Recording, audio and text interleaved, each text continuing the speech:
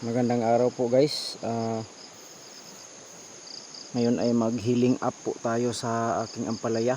So meron akong na healing up doon. Ayan. So dito na lang banda guys.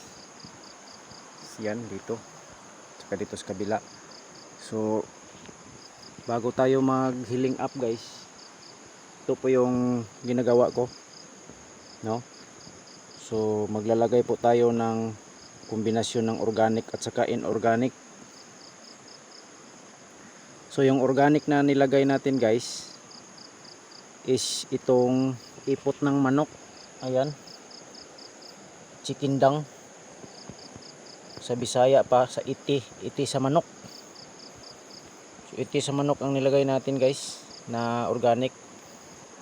At saka yung inorganic naman o yung synthetic na nilagay natin is kombinasyon ng 1846 at saka complete, no?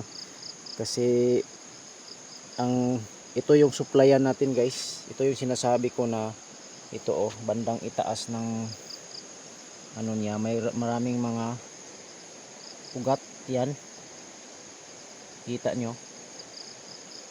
So yan, mula dito guys, may mga ugat yan. So kailangan natin lagyan siya dito ng i-heal up natin at saka lagyan natin ng lupa. So ma-heal up yung lupa pataas.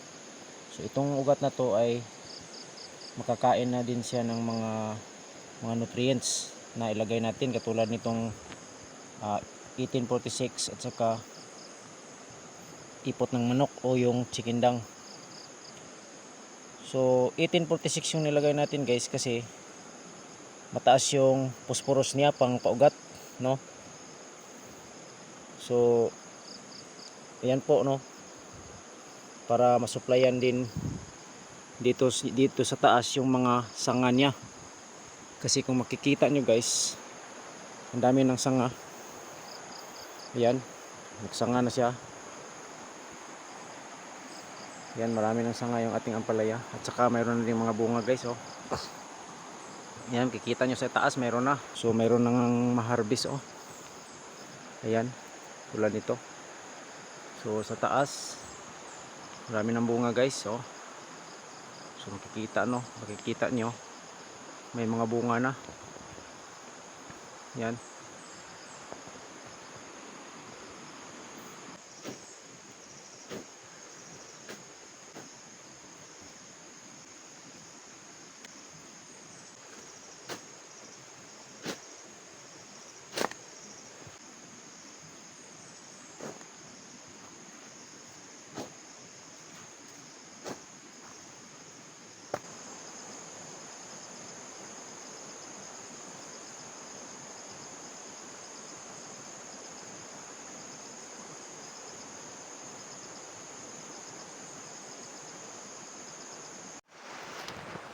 Ito na yung itsura ng na-healing up na siya guys.